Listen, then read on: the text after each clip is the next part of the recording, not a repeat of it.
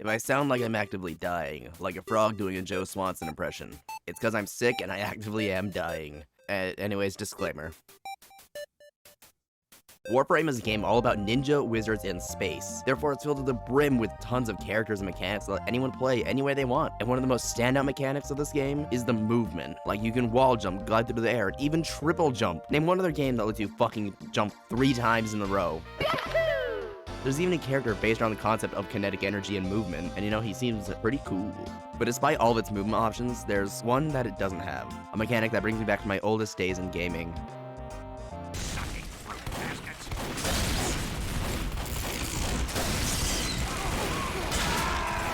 Despite having 7 hours as Soldier, despite having played TF2 for over 300 hours, and therefore being shit as Soldier, I've always been fascinated by Soldier's rocket jump mechanics. To think at the cost of a little health, you can fly across the map at astounding speeds, there's only one thing that can make this better. And if you've read the title and know anything about TF2, the only thing that could make it better is the Market Gardener. The Market Gardener is a unique weapon with mechanic that if you were launched in the air by an explosion, as long as you hit someone while still airborne, you insta-kill them. Now, it's not as overpowered as it sounds, but it is fun if you want to do a medium amount of trolling. Now, I'm sure you see where I'm going by mentioning this game, Warframe, and this mechanic, Market Garden, in the same video. I'm sure you're typing your assumptions in the comments right now, and to prove my point, my future self has emailed me screenshots of these very comments. Okay, this one just says, draw the Market Gardener getting pregnant. This one says, I'm copying Soundsmith, you're not wrong. Okay, and this one's just calling me a slur, although I play TF2, I'm used to that.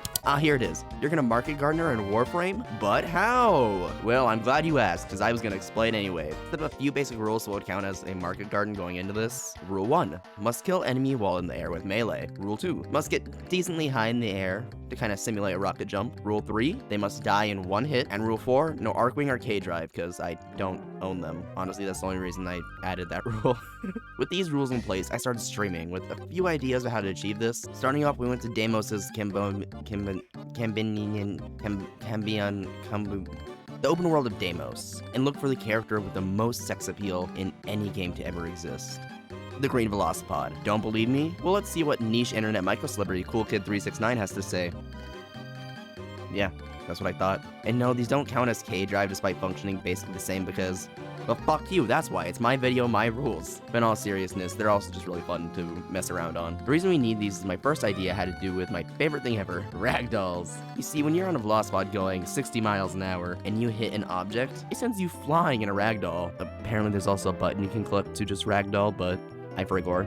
This was the reason I also decided to play as Volt, as I thought his speed boost could make me gain speed and go faster, therefore launching me farther. But turns out you can't use abilities while on these sexy beasts. But I believe if we use our we can't use our abilities while on them. Oh hey, it's one of the dogs. What the dog doing? Now this ragdoll can get some insane air, which would work perfectly for Rule 2. The plan was basically this. Step 1, get Velocipod. Step 2,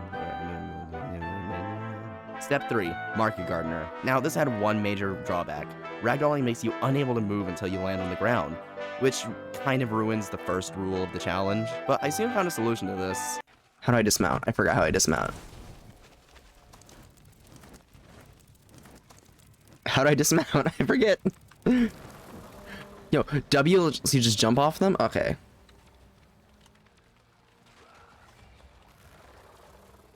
Okay. We'll figure that out later. But wait, so if... Okay, so if I hit W, I just jump off. So theoretically, if we're going fast enough, hit a wall, and we hit W before the ragdoll, we might be able to just launch ourselves. So apparently hitting the melee launches you off in a way that lets you keep your momentum, unlike using the normal dismount button. At least I think the normal dismount button doesn't let you keep momentum. I didn't really test it because it was like 2 AM. So if I'm wrong about that, feel free to call me out. But this means we could just cancel step 2 of canceling ragdoll midair, because we're skipping the ragdoll altogether. No needing special paths to run into rocks or a tree that will launch me consistently with lots of air. We just need a slightly steep rock and zoom! But now we had 2 issues. 1, finding a slope to jump off and time our ejections to get maximum air, as sometimes you would just begin to fall rather than launching off the Velocipod. This one was a little easier as it was mostly just trial and error, and you could repeat it as many times as you need. There are tons of cliffs and rocks around the map, and I chose this one area specifically because there was this little ramp that led down to a big canyon below. That way I could get more air as the ground was lower. But then we have a bit more of a serious problem. making sure enemies are where we are flying to. See, enemies in this game are basically bloodhounds at times. In most cases, if they see you once, they will somehow follow you around the entire map. This also made it harder by staying in this one small area, so by the time we launch ourselves to get maximum air, all of the mobs would be where we're jumping from, and not where we're jumping to. I thought for a short time maybe I could hit these stationary enemies, but aiming was both very difficult, at least for my dumbass, and they also had too much health to kill in one shot for my few attempts. I'm sure it'd be possible, but I couldn't do it.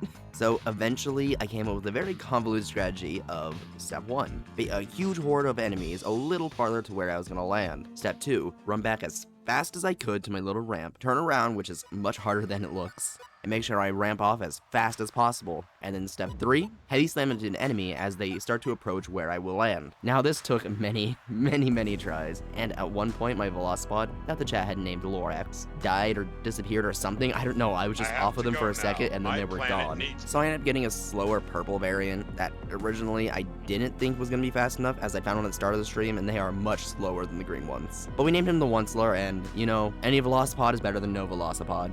And after many more attempts, we got this clip. Long legs, because he has the lowest health pool. And even if he splits, that counts as killing him, I think. Probably, I'll count it as a kill.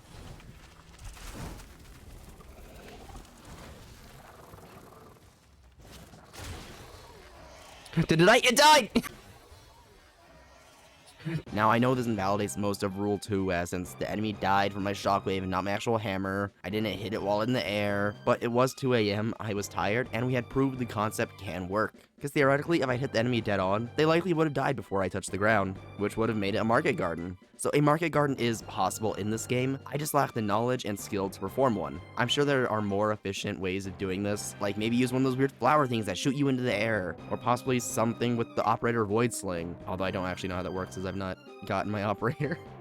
I keep putting off the quest, I just need to play the quest. But nonetheless, I'm calling this attempt a success, not because we actually did it, but because we proved the concept is there. I'd love to try this again after I get farther in the game, so please leave your suggestions in the comments below. Hey, it's Ender Rose. I'm re-recording the outro because this video is TF2 adjacent at the very least mechanically, and I don't want to bring light to a recent situation that if I can just help spread a little farther, I feel like I'd be doing my part.